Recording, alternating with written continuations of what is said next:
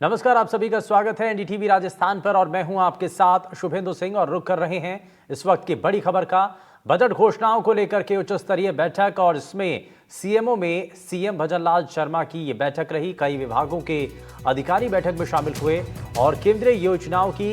क्रियान्विति की समीक्षा इसमें की गई। राजस्थान में बजट घोषणाओं को लागू करने को लेकर के सीएम ने फीडबैक लिया है और सीएम भजनलाल का अधिकारियों को निर्देश, सभी अधिकारियों को तय वक्त पर घोषणाओं को लागू करना होगा। ये निर्देश इस दौरान मुख्यमंत्री की तरफ से दिए गए हैं। तो बजट घोषणाओं को लेकर सीएम की समीक्षा बैठक, अधिकारियों को तय वक्त पर अपनी घोषणाओं को लागू करना होगा, इसके लिए बाकायदा निर्देश दिए गए हैं। और साथ ही सीएम भजनलाल शर्मा ने निर्देशित भी किया है, घोषणाओं को लागू करने को लेकर के फीडबैक भी लिया है। और कई विभागों के अधिकारी दरअसल इस दौरान बैठक में शामिल रहे। सीएमओ में सीएम भजनलाल शर्मा की ये बैठक रही। बजट घोषणाओं को लेकर के उच्च स्तरीय ये बैठक की गई है और इसमें कई विभागों के अधिकारियों को इसमें शामिल किया गया।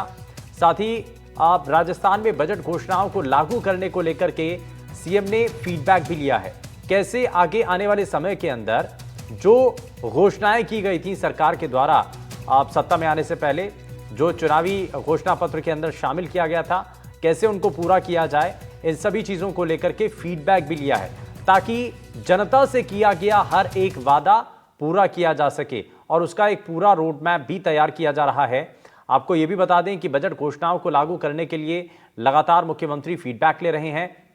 और साथ ही क्योंकि अभी तक की बैठकों के जरिए न सिर्फ कर्मचारी वर्ग को फायदा पहुंचा बल्कि इसमें महिलाओं को भी बहुत हद तक इसमें राहत देने की कोशिश की है और बड़ी बातें इसमें सामने आई हैं। आप इस बीच हमारे साथ इनपुट एडिटर सुशांत पारिक हमारे साथ जुड़ चुके हैं। सुशांत, बजट घोषणाओं को लेकर के ये उच्च स्तरीय बैठक और जिस तरीके से कई विभागों के अधिकारी इसमें शामिल रहे हैं, कुछ बड़े निर्णय? देखिए, बड़े निर्णय तो अभी तक सामने नहीं आए, लेकिन ये जरूर है कि केंद्र सरकार की बहुत सारी ऐसी योजनाएं जिनमें राज्य सरकार का भी योगदान रहता है, उन योजनाओं की क्रियान्विति जो है उसको कैसे समयबद्ध तरीके से किया जाए। जल जीवन मिशन एक बड़ा उदाहरण है जो पिछली गहलोत सरकार में अपना लक्ष्य अचीव नहीं कर पाया था, लेकिन भजनलाल शर्मा ये चाहते हैं कि कोई भी ऐसी योजना जो केंद्र सरकार से जुड़ी हो उसमें समय रहते कार्रवाई हो, अधिकारी इस बात को सुनिश्चित करें कि लक्ष्य हासिल किया जाए। इसके साथ साथ जो राजस्थान सरकार का बजट है उसमें अलग अलग विभागों की, खासतौर पे आज की इस बैठक की बात करें शुभेंदु, तो 12 विभागों के अधिकारी थे, सीएस थे, सीएम सेक्रेटरी थे, सभी को एक तरीके से ये ताकीद भी कर दिया गया है और ब्रीफ भी लिया गया है कि आपके डिपार्टमेंट के बजट घोषणा में कितना काम हो पाया है, जहां काम नहीं हुआ है क्यों नहीं हुआ है और आने वाले समय का रोड मैप क्या है, सभी से 1 to 1 पूछा गया है। और ये सुनिश्चित करने की कोशिश सीएम ने की है अधिकारियों से संवाद में कि जन घोषणाओं का लाभ तय समय के भीतर जनता को मिलना चाहिए, धरातल पर योजनाएं समय पर उतरनी चाहिए ताकि आने वाले समय में उन योजनाओं का विस्तार भी किया जा सके। तो बहुत सारे ऐसे इश्यू रहे, अधिकारियों ने एक एक करके अपने डिपार्टमेंट की जो प्रगति रिपोर्ट है वो सीएम के सामने रखी है और सीएम ने 2 टूक शब्दों में सभी को यही कहा है कि इसमें किसी भी तरह की कोई कोताही नहीं बरती जाए। और ख़ासतौर पे केंद्र सरकार की जो योजनाएं हैं, बहुत सारी ऐसी योजनाएं जिनमें शुभेंदु बजट लैप्स हो जाता है, समय पे योजना पे काम अगर नहीं हो तो उसका भी ध्यान रखने के लिए कहा गया है और नियमित रूप से अधिकारियों को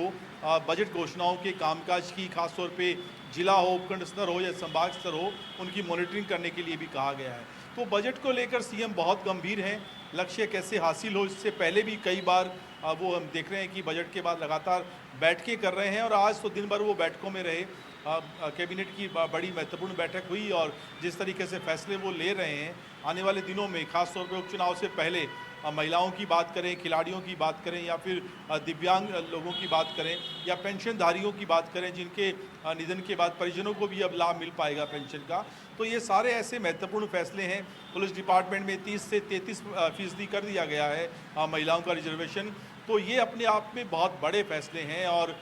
इसका असर सामाजिक तौर पर तो दिखेगा ही। एक तरीके से ये भी माना जाए कि उपचुनाव से पहले इस तरह की घोषणा, इस तरह के निर्णय से पार्टी को चुनाव में भी बड़ा लाभ। बिल्कुल सुशांत, और आपने बिल्कुल सही कहा और उसी को मैं थोड़ा सा आगे इस पर जानना भी चाह रहे हैं क्योंकि जो प्रदेश की महिलाएं हैं, ये मैसेज लोगों तक भी पहुंचे कि भाई अब महिलाओं के लिए अब कितने नए अवसर मिल चुके हैं। अब कैसे वो एनरोल कर सकती हैं और क्या क्या उनके लिए ऑप्शन खुले हैं, इस कैबिनेट के जरिए महिलाओं के लिए क्या रास्ते खुले हैं, थोड़ा सा उसके बारे में और बताइए। देखिए, इससे पहले भी हमने शुभेंदु बताया था कि जो थर्ड ग्रेड टीचर भर्ती है उसमें 33% आरक्षण जो है वो एक तरीके से उसको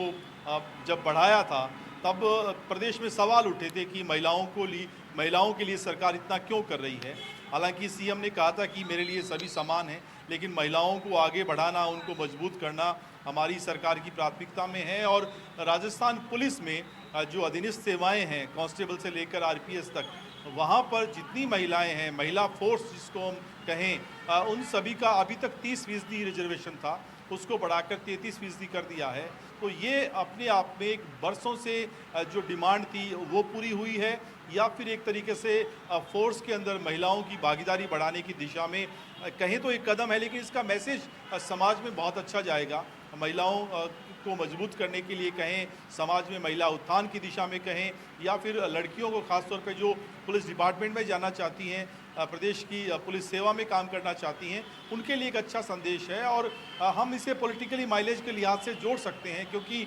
देखिए, आप किसी एक वर्ग को जब आप कुछ अच्छा घोषित करते हैं तो उसका संदेश पूरी आधी आबादी तक जाता है। और राजस्थान में 50% जो महिलाएं हैं, महिला वर्ग है, उसके लिए एक अच्छा कदम और एक उम्मीद बनती है सरकार से कि सरकार महिलाओं के हितों के लिए कुछ आगे बढ़कर या आउट ऑफ द बॉक्स सोचने की कोशिश कर रही है, काम कर रही है। तो एक पॉजिटिव सकारात्मक संदेश जाता है। और मैं उसी की बात कर रहा था शुभेंदु की, जब महिला वोट के रूप में मतदान केंद्र तक जाती हैं तो शायद ऐसे कुछ इश्यूज हैं, बड़े फैसले हैं जो उनके जहन में भी रहते हैं। बिल्कुल, बहुत शुक्रिया सुशांत पारेख इस पर जानकारी देने के लिए। तो कई बड़े कदम उठाए गए हैं और बजट घोषणाओं को लेकर के उच्च स्तरीय बैठक में कई चीज़ों का जिक्र किया गया था।